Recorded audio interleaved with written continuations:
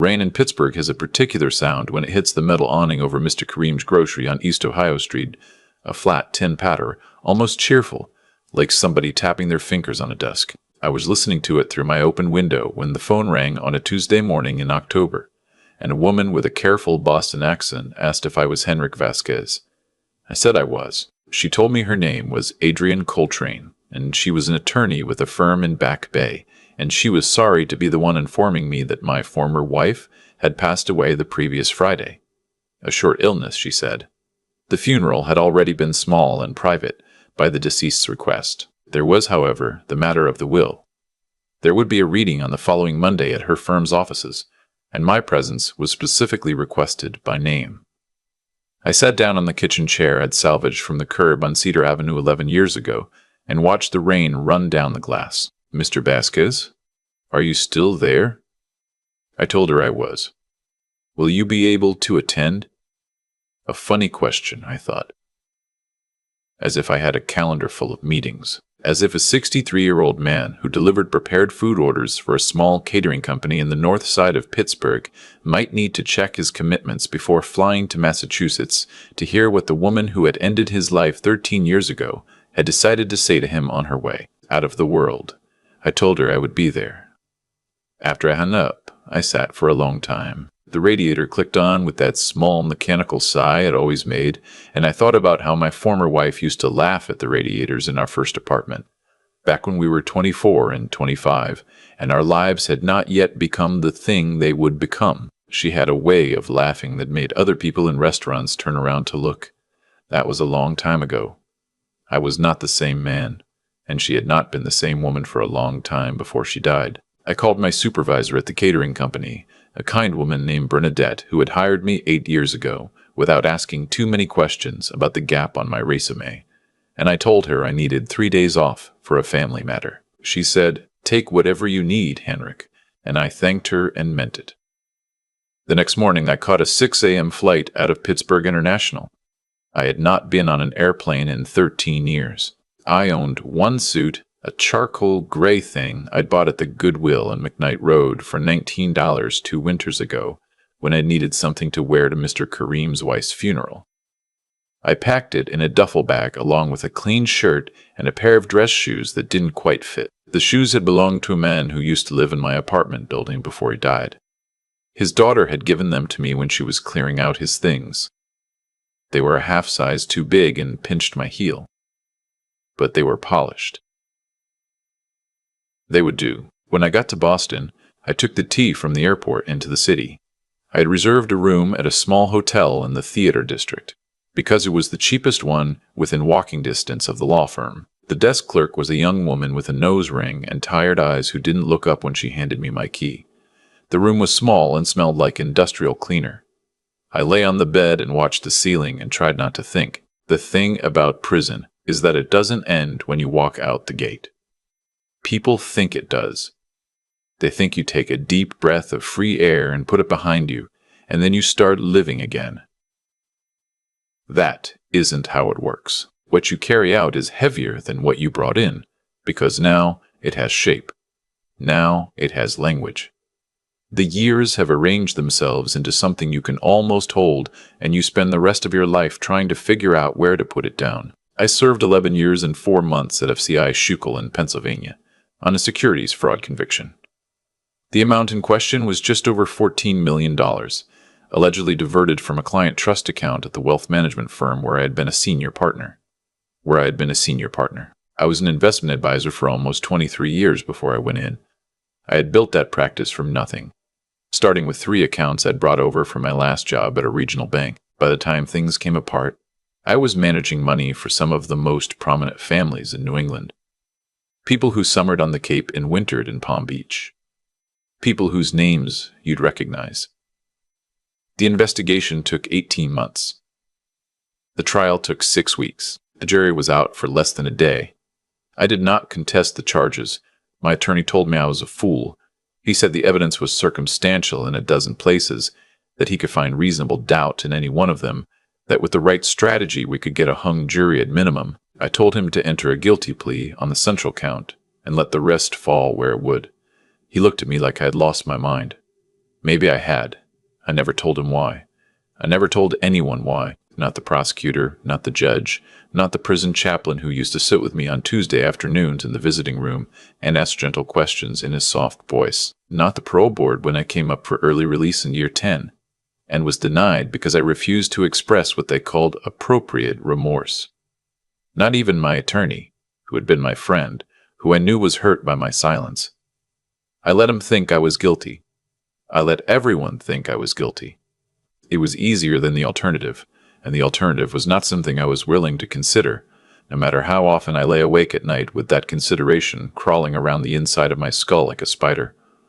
I lost my license, of course. The accountancy and securities boards pulled within a week of the conviction. After my release, I went through the long, humiliating process of petitioning for partial reinstatement of my CPA credentials, mostly because a man I'd helped inside, a former tax attorney named Vincent, who had been wrongly convicted and exonerated 3 years before me, had insisted I owed it to myself.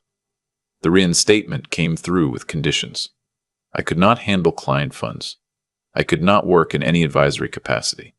I could keep books for small businesses if a supervising CPA signed off on the work. That was it. I did not pursue it. I did not want to be near other people's money ever again. I had Bernadette's catering job, which paid me almost $22,000 a year, and I had my apartment on Federal Street with its peeling linoleum and its radiator that hissed, and I had a library card and a habit of long walks and a small circle of acquaintances who knew nothing about me beyond what I had told them, which was very little. It was enough. It had to be enough. I had not seen my daughter in 11 years. She had visited me once, in my 3rd month inside, and we had sat across from each other at a steel table in a room with fluorescent lights and a vending machine that hummed. And she had told me she was never coming back.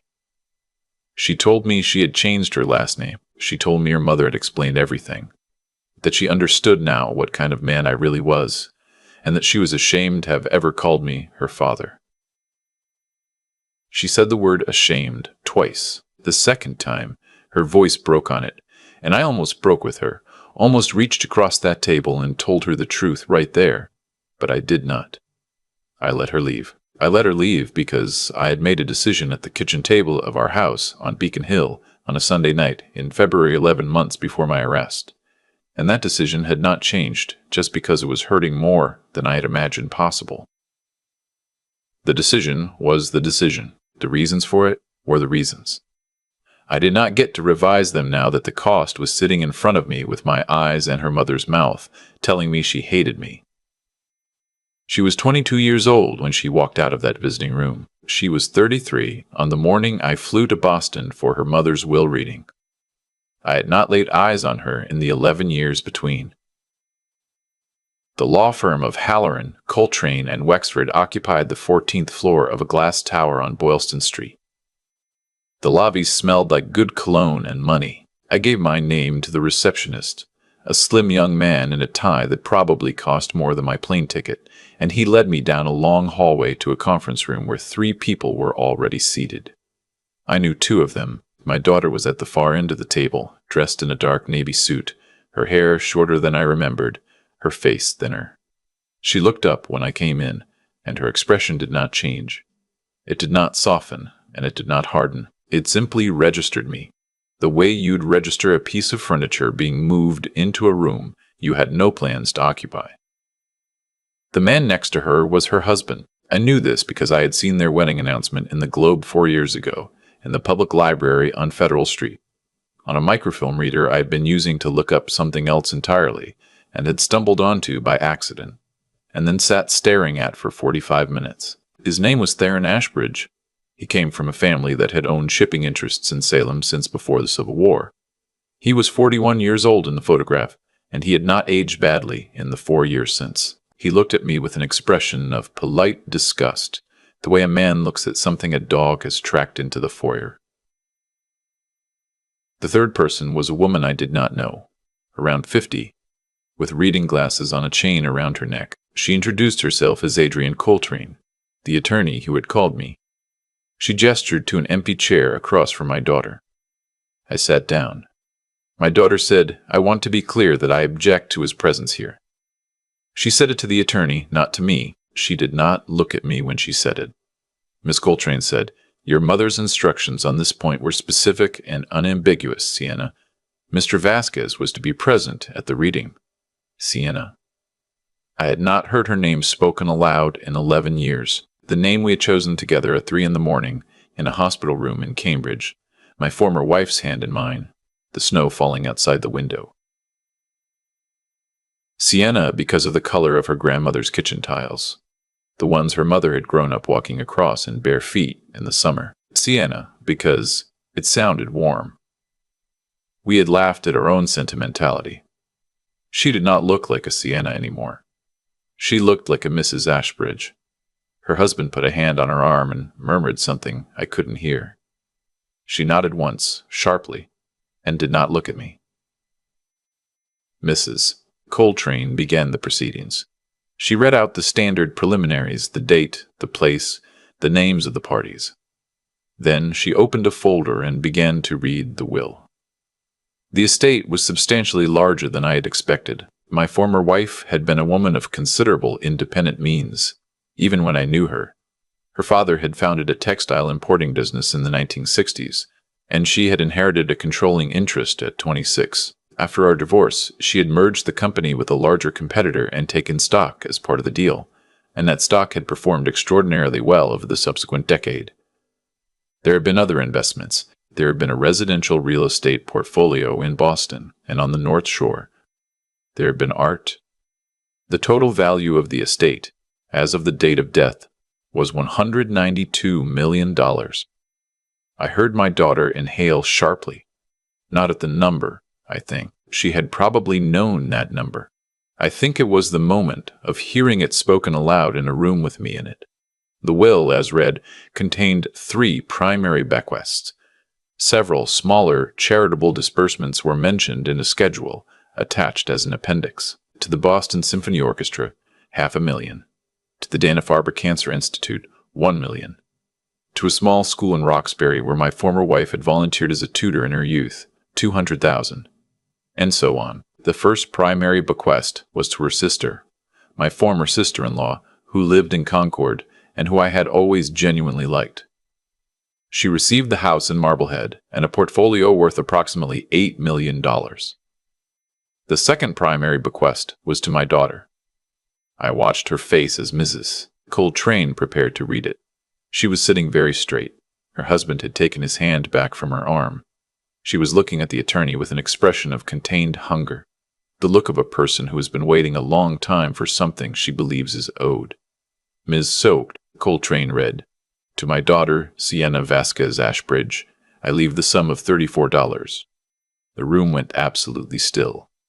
$1, Miss Coltrane continued, "for each of the 34 years she has been my child." Sienna said, "What?" "That is the bequest as written. I am required to read it as written." Read the rest of it. Read the next paragraph. I am reading the bequests in the order they appear in the document. Read the rest of mine. Miss Coltrane looked down at the page. There is no rest of yours, Sienna. The bequest is as I have read it. The sum of $34. Theron Ashbridge said, "This is some kind of mistake. This must be a draft. This isn't the actual will." "It is the actual will, executed and notarized in this office on August the 14th of this year. Your mother was of sound mind, Sienna. We had her examined by a physician on the same day, as is sometimes prudent in cases of significant late changes. The examination report is in the file. She knew exactly what she was doing."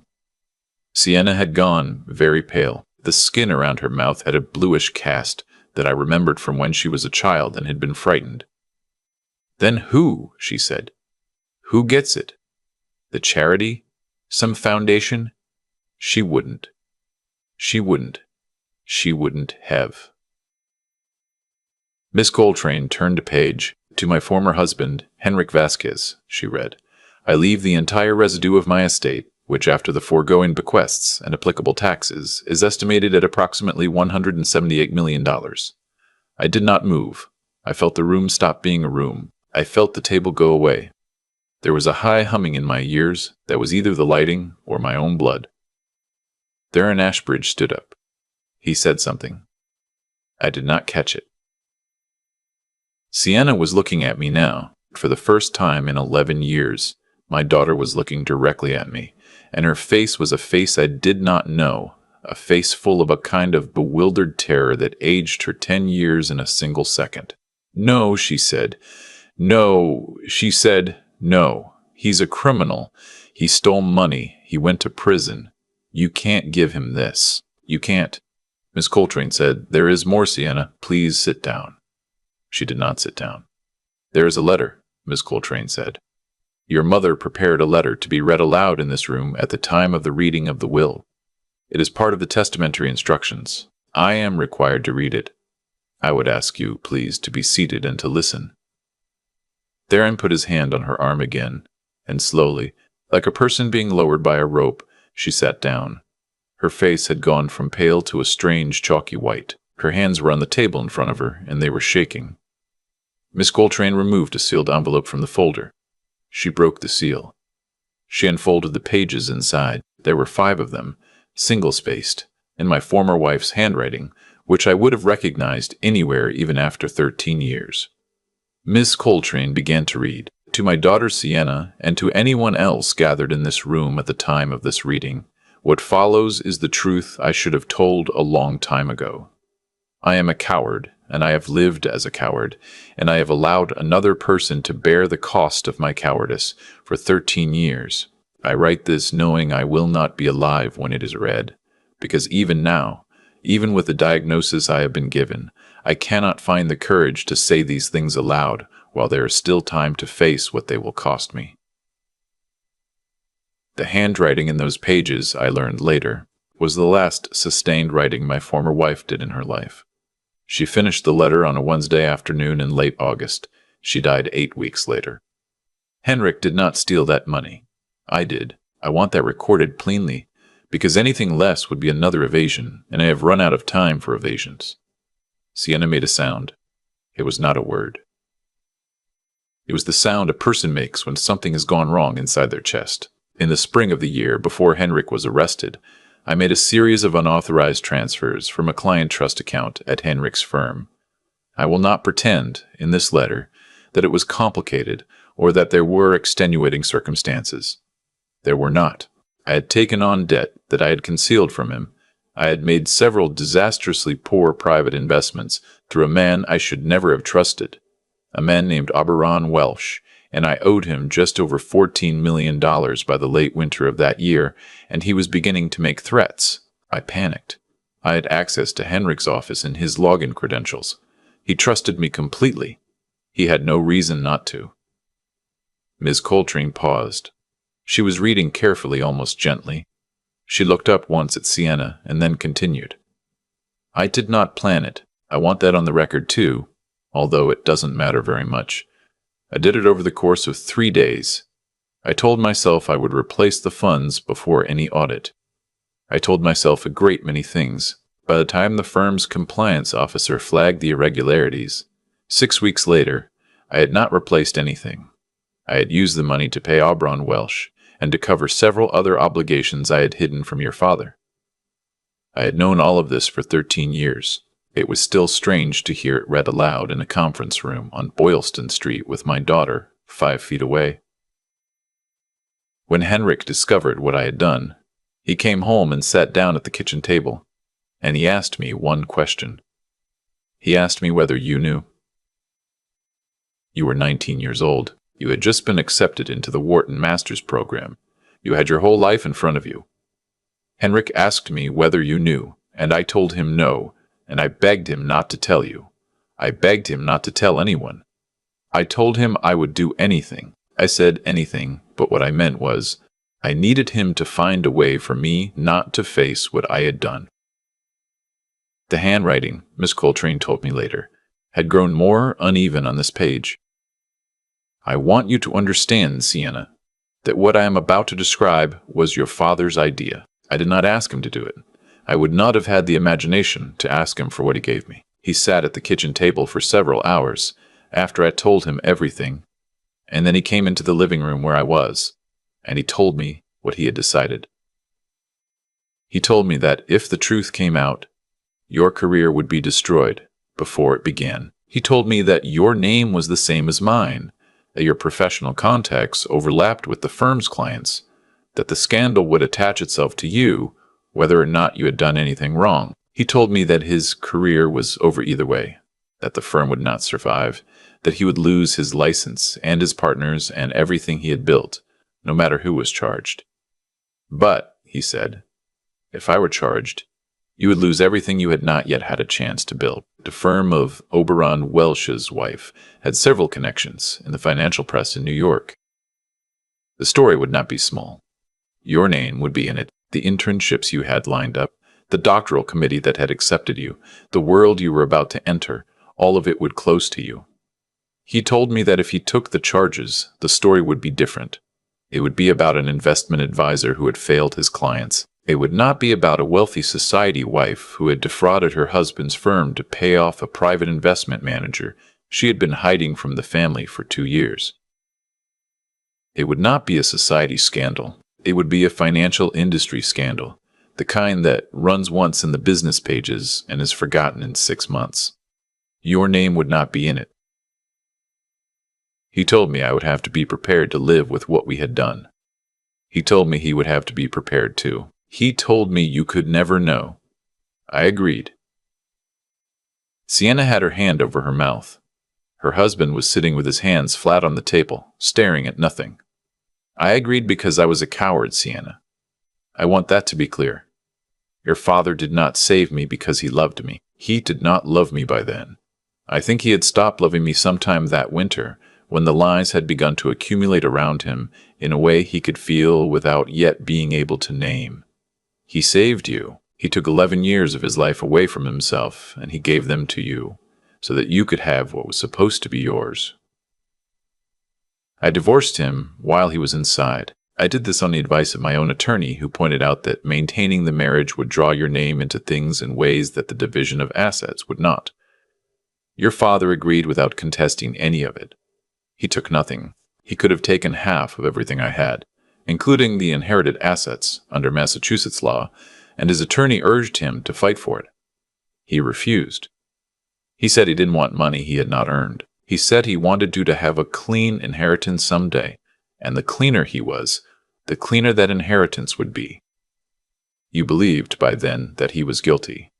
I had told you he was guilty. I had told you many things in those first months after his arrest, when you were frightened and confused and looking to me for an explanation. I told you he had been hiding things from us for years. I told you he had a secret life of greed and deception. I told you the reason we had not been told about any of it was that he was ashamed, that he had betrayed us, that the man we thought we knew had never really existed. None of it was true. I want you to know that as plainly as I can say it, none of it was true. Your father is the man you knew. He is exactly the man you knew. The man I described to you in those months did not exist, and I invented him, and I have lived with that invention for 13 years. I could not look at my daughter. I was looking at my hands on the table. They were shaking, but only slightly, the shaking of a man who had been waiting a long time for a wave to break. I will not ask your forgiveness, Sienna. It is not mine to ask for. What I have done to you is, in some ways, almost as great a betrayal as what I did to him. I took your father from you. I poisoned you against him with my own mouth. I let you grow into a woman who hated him for things he had not done, and I watched you do it, and I said nothing, year after year. The only defense I can offer is that I was afraid every single day that you would learn the truth and despise me for it. I hid behind my own lie because I could not face being known. I am leaving the estate to your father not because I am trying to make amends. I cannot make amends.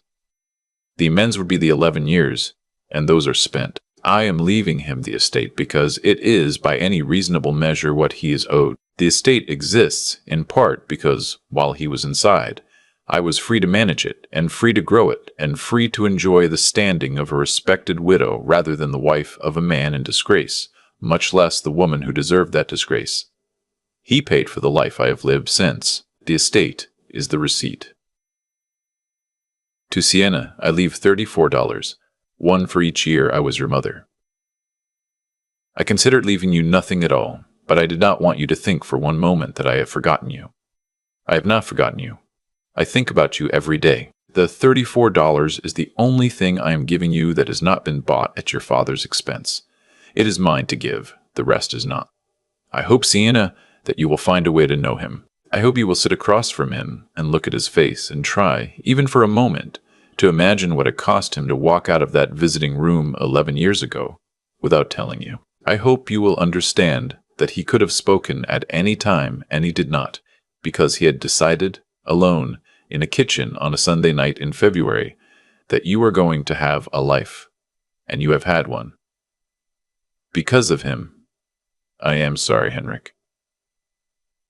Those words are inadequate. I know they are inadequate. I am sorry. Miss Coltrane lowered the pages. The room was silent. I did not look at my daughter. I could not. I looked at the surface of the table, and I noticed for the first time that there was a small chip in the veneer near my left hand, a place where the laminate had peeled back to show the cheaper wood beneath. I looked at the chip for what felt like a long time. Theron Ashbridge stood up again, and this time he left the room. He did not say anything. He just walked out. The door closed behind him with a soft, heavy sound. Sienna had not moved. She was looking at me. I could feel it without raising my eyes. I could feel her looking at me the way I had felt the bailiff looking at me on the morning of my sentencing, with a kind of focused attention that has no intention behind it yet. That is only attention, only the act of seeing.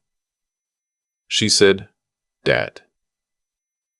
She had not called me that in 11 years. The word came out of her like something she had to push past her teeth. I looked up. She was crying, not noisily.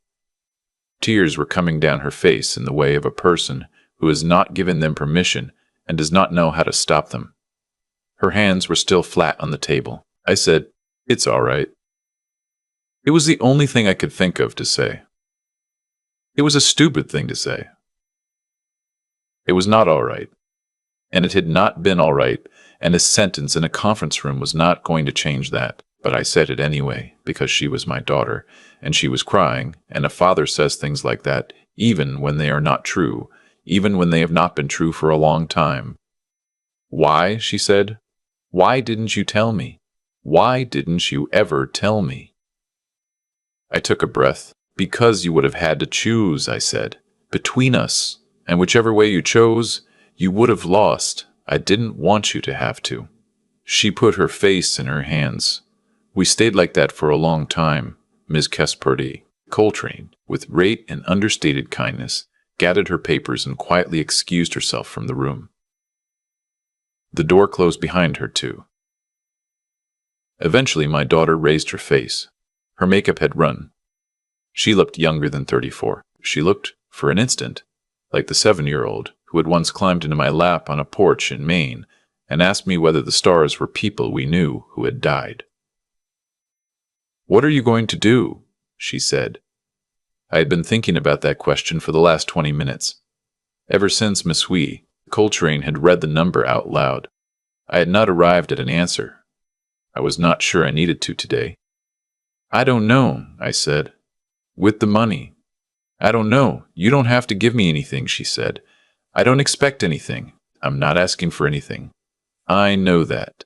I'm not. I know." She wiped her face with the back of her hand. Some part of me wanted to stand up and walk around the table and put my arm around her and not say anything else. And some part of me knew that it had been 11 years and that walking around a table is not enough to cross 11 years. I stayed where I was. "I'm going to go home for a few days," I said. "I'm going to think about it."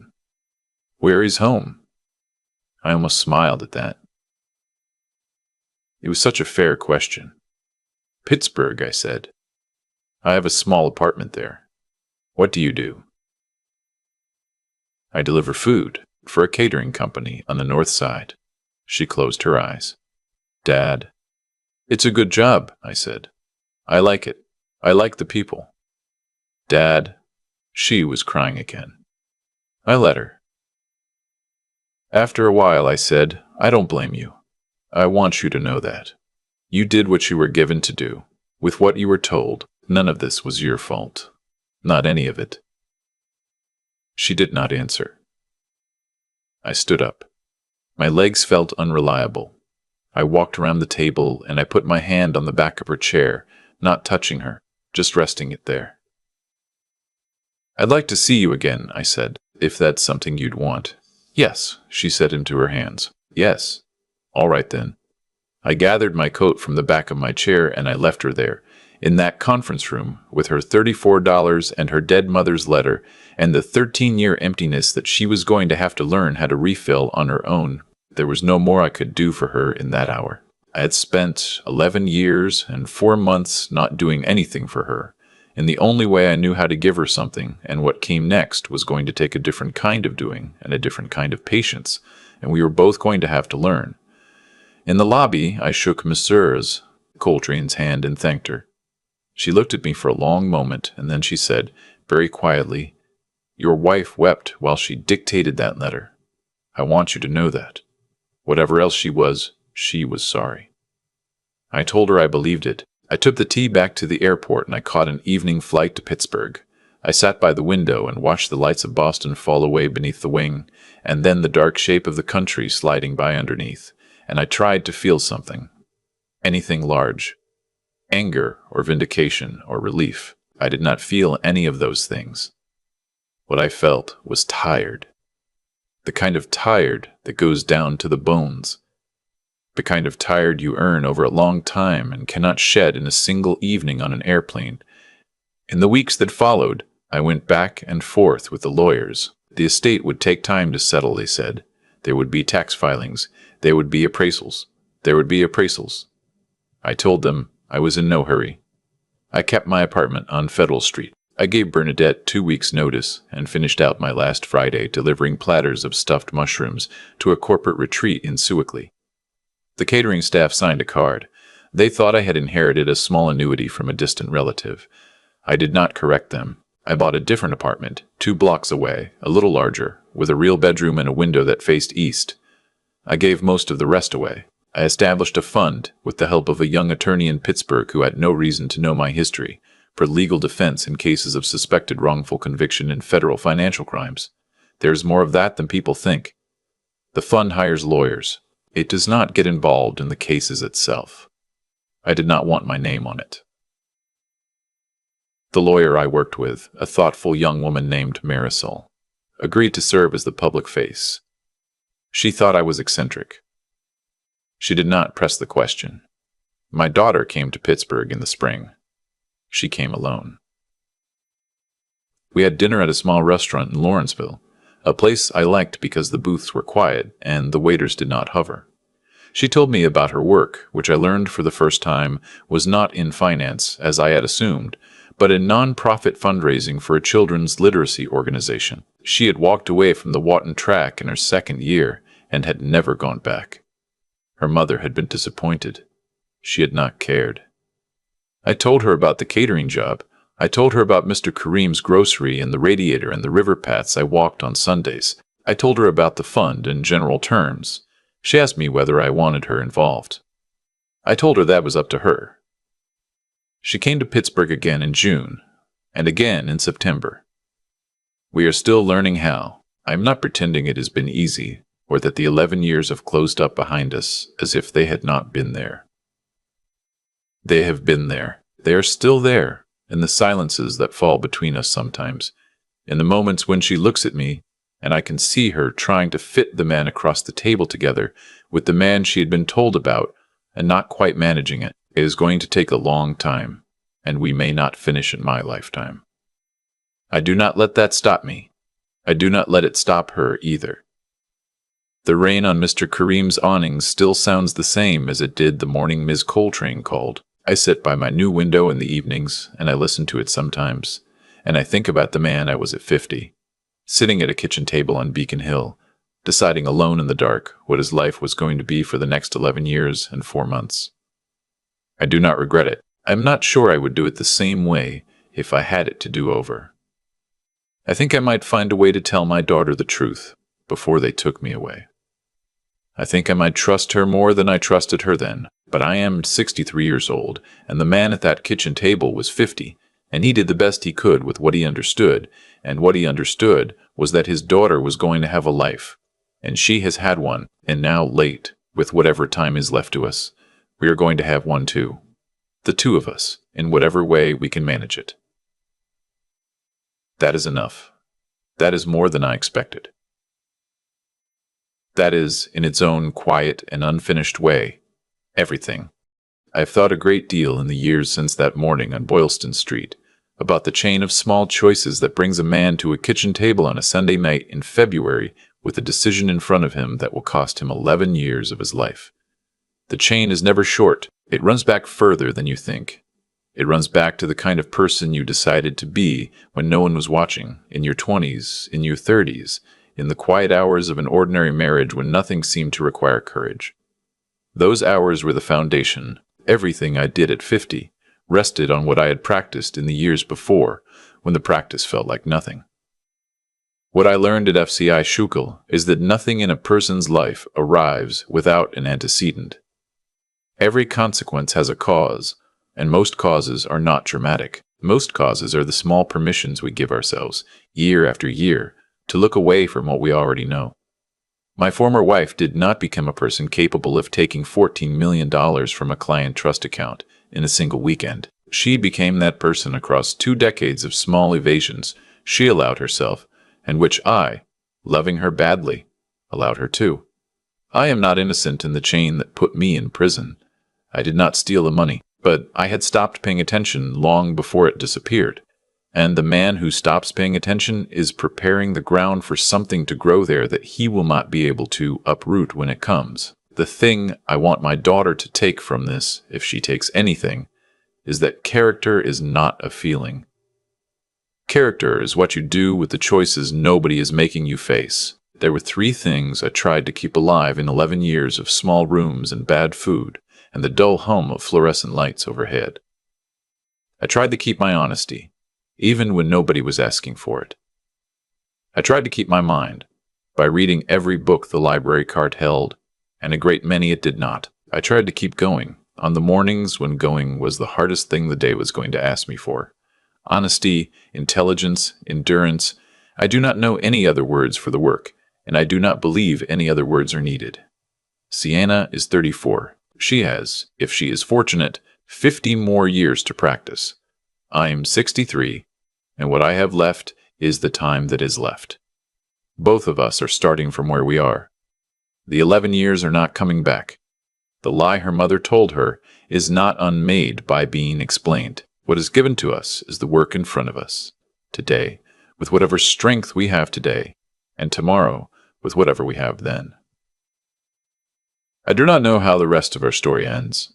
I am not in a hurry to know. I have learned, finally, in a way I could not have learned any sooner, that the answer to most of life's hardest questions is to keep showing up, with your hands open, and let the days do their slow, honest work on you.